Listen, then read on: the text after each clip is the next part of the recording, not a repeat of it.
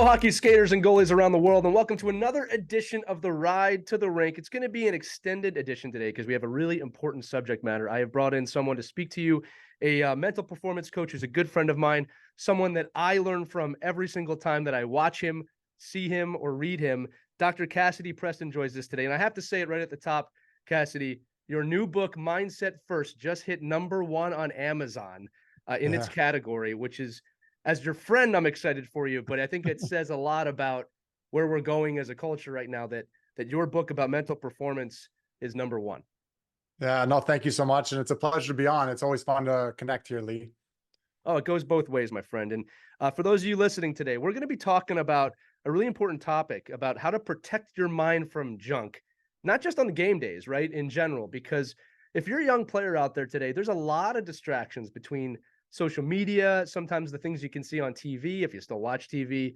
And it's really important, as you've written in the book here, Cassidy, about your input versus output on game days, on game weeks, during the season. Can you dive into a little bit about that chapter and why you wrote it? Yeah, I think it's such a fundamental way of just looking at like, what are we doing with our time and energy and our mind particularly? And because we all know our mind's so important in the mental game, but the input is going to dictate the output. And the analogy I like to use is like nutrition. It's like your input dictates your output. Like you eat healthy, like you're gonna have better energy. And so when we look at stats, some social media or a lot of social media, those are like donuts. It's like they're entertainment, right? Like you can have a few donuts here and there, but if you're having donuts all day, every day, like that, what kind of output are you going to get? And that's what I call then the mental junk. And we need to protect our mind from how much are we consuming, looking at stats online, looking at all this external comparison on social media. These things, when we just feed our mind that, generate a mindset that's going to worry about results, consume and feel the weight of the stress and the burden of expectations, etc. Our confidence gets tied to those things. It's not going to allow us to play free, confident in the moment. So we need to filter and protect our mind from that. Some things you can't avoid, and then we have to filter. But we definitely, some things we can just say no to. Like, don't be on social media or TikTok for 2 hours a day, and especially on game days and practice days. There's, been proven, the detrimental for consuming that much social media and those types, let alone it's been proven. I was funny. I had one guy messaging me. He's like, "Oh yeah, my kid stopped doing TikTok on game days. He started playing better. You think it's related?" I'm like, "Yeah, that's related." So yeah, that's the high level of this input output, but there's some other things that we'll dive into. But yeah, I'm glad you picked this because I think it's such an important one that how we define success and what we put our attention on really matters. Yeah, well, look, another reason I picked it, and again, it's more than just social media. Although I love your donut analogy, is that I think a lot of times with this one specifically, even as adults, right? We don't even realize we're doing it. You get in a click hole, an hour might have gone by. So this is something, as young athletes, those of you listening, really got to be aware of this. Cassie, I do want to dive in a little bit though. It's like, look, we talk about donuts or like McDonald's on game days, right? Like a smart player knows probably shouldn't do that. But we know why with the donut and the McDonald's. It does not have the nutrition you need to be at your best. Can we maybe talk about the aspects of TikTok, Instagram, social media, Snapchat that make it unhealthy for your brain? And again, I'm looking at the book while I'm saying this because you talk a lot about being in control and how it can take your focus away, productivity away. Can you dive into that for me? Like, why are they unhealthy? Yeah, and I'll loop in there because especially with parents, and you talk about the parents' impact, because and again, I do it, like I don't have Instagram on my phone because it's just too easily accessible. Like I go on it on like an iPad. But and I'll loop in quick too, the stats online, right? And parents are often, maybe the kids aren't looking, but the parents are, and then they're having the conversation with the kid, and that's the input. If you win today, you can rank here. If you do this, you'll be, it's dangerous. Oh man, like, oh, you got this many points. So you're like, it's like, no, like that's, you're putting in the wrong inputs. And with all of those things and with the social media, there's a bunch of different challenges that come up from it. One of which is the constant external comparison, right? You're constantly looking outwards then for validation and the feelings of meaning and internal, happiness. That like it's a very flawed way to look and like find meaning in life. Like it's really important to spend time with your own thoughts, find things that create real meaning and connection, not this, online. Now, I'm not saying the online world's bad, because I work with a lot of athletes, our team does, and they're going to be on social media. It is how they connect. Right. And it's not inherently a bad way to connect. But again, how much and in what way? And is there other ways, especially on game days and practice days, and how much of it? Where if you want to be priming your mind to perform, and we got them doing imagery, we've got them doing naps or meditation, you've got them maybe doing a little game day film or something, doing a walk or some light activity to relax.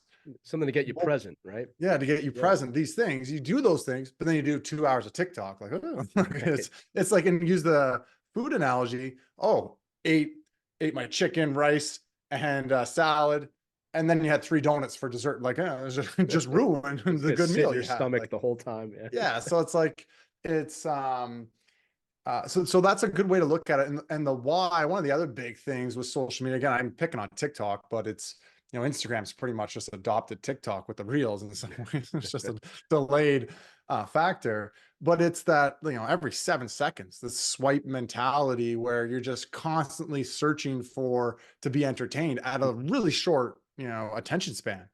That, like, you need to be able to be present for longer periods of time, and to be able to navigate through the emotions and distractions throughout a game, versus constantly being distracted and like swiping 100. Like, it's proven, like, there's great research that highlights that increased social media and some of those effects around mental illness disorders like depression, anxiety, etc., when you're consuming too much of the social media. So right. Especially if so your feed those is are some of toxic, the main reasons. Yeah, it can get very toxic pretty quick. Yeah. I was just say, like everybody's feed's a little bit different, but it can become a pretty dark place. So I just want to reiterate, Cassidy is not saying no social media ever, but we are saying, on a game day, you might want to rethink your strategies here. I think another thing too, not to keep it on social media, but the idea, like you said, when we were kids, the equivalent to me of this would have been like being on the phone with someone all the way up to the time it's to go on the ice. Like, we would never do that, right? Because it would be distracted. You needed your time to get focused, to be ready for the game. You also give a really great case study in this chapter of a player you've worked with, Zach, who played AAA, and how he was up against it going into the second half of the season. I'm just looking at it here, but you helped him. I'm going to read it. He did a personal scorecard, redefined his own definition of success. And then what I loved is that, when we look at the results of this case study, it wasn't first like, oh, I had so many more points and succeed. No, it's, I was able to reconnect to the love of the game, and my mindset improved, which really is an aura of the entire book and your body of work, right? Yeah. That you got to reconnect with that side of the game. And in social media or some of these distractions, stats, standings can really take you out of a place where you're forgetting why you played the game in the first place. Yeah. And and I'll lead into, so there's what not to do, and then there's what to do. And one of those big things I alluded to it was imagery. And one of the key things we do in imagery is often have them reconnect to why they play the game in the first place. Right. And a great way to look at that is, it's not like a list. Oh, here's the reasons I play. No, one of the best ways to do it is a story. And so go back to, when did you first fall in love with the game in and of itself? And when you can get reconnected to that, it's a feeling that comes out. Right. And so there's the external goals. Those change over time. As you climb the ranks, those change. But the internal why, that feeling, the joy of the game, there's an initial spark. And so we get players in their imagery, go back to when you were 6 or 8 or 10, and when you first fell in love, and remember that for 15 seconds. And you get reconnected to that. That's a simple little thing that can go a long way. That's a healthy input, right? That's your meat and potatoes or your steak and whatever your pregame meal is, but the healthy inputs. It's not the donuts. Yeah. Yeah. Not the donuts. It's definitely not the donuts. And yeah, so it's a great way to look at it. And a lot of people, I'll share the story because a lot of people find it very helpful. It's a variation of John DeMartini I shared in one of the earlier chapters, or maybe it was this chapter, but just around, we lose sight of the why. And a lot of people, I use this analogy of a 105-year-old lady who's the matriarch of her community. And she's got this flower bed on either end of her backyard. And these 12-year-old boys love going to play football there because they throw the football and catch it in a nice soft flower bed. So they love it. old lady's losing her mind. She's like, these kids, what are you doing? You're ruining my flowers. Stop playing. They're like, screw you. We're going to keep playing. And so she's like, oh, what am I going to do? She's like, I'll call the cops. She's like, nah, I can't call the cops. They're 12 years old. So she gets sneaky and she starts to pay them to play. The kids are like, this is sick. We're not only we get to play this game we love, we're getting $5 every week to come play in this lady's backyard. This is going great. And then she starts to pay them less. And it goes down to $3, $2, a dollar, 50 cents, a quarter. The kids are like, screw this. We're not playing anymore. They lost sight of why they were playing in the first place. And that's the same for, I see this with 12-year-olds, 15-year-olds, let alone like guys climbing the ranks, girls climbing the ranks. They'll lose sight of why, right? They think the goal and the external things are their why. No, those are external goals, right? And intentions. There's nothing wrong with those, but don't make that your core why. Right. You want to stay connected to that love of the game. And again, that input matters. Are you putting input that feeds the engine that focuses on all the results and the external comparison? Or are you putting an input that keeps you grounded in the love of the game, the mindset, and who you want to be and how you want to show up? And so that flower bed story, though, helps because that separation of, well, my why is external things. No, it's not. Like, that's an external goal. Your true why, your intrinsic one, you have one.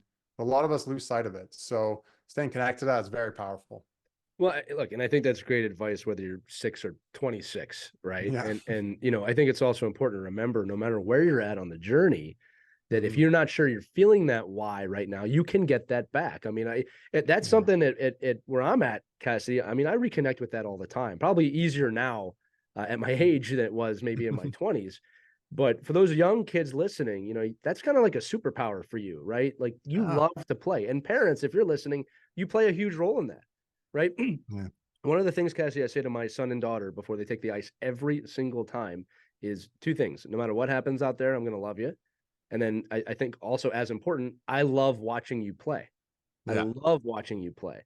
And it's so important that you never lose sight of that, but also are, as Cassidy said, aware of the things that can infiltrate your ability to do that. And again, I want to reiterate, we're not saying social media is evil and don't ever go on social media. That's a choice everyone's got to make on their own. But like most things, it's a dessert, right? You cannot eat dessert 3 meals a day and expect really good outcomes with that, right? And finding the ways to be confident. Again, referencing the pages here, the inputs of focus, resilience, composure, confidence. Those are things that get you in the zone, right? Those are the things that you want to have. And look, I can't say enough good things about this book for the parents and the kids listening. Mindset First. Again, it's available everywhere, right? Amazon, drcassidypreston.com. And Cassie, we're going to have you back on again. Again, Cassie also runs something called CEP Mindset, in which he works with young athletes to get them, well, not just focused, that wouldn't be enough, but to really help them work on this side of their game. Because as we both live in this realm, Cassidy, that you know what you got to do physically to get your body in shape. Mentally, you have to be able to work at it just as much. And again, I said this to you before the show. I'm going to say it to the whole audience.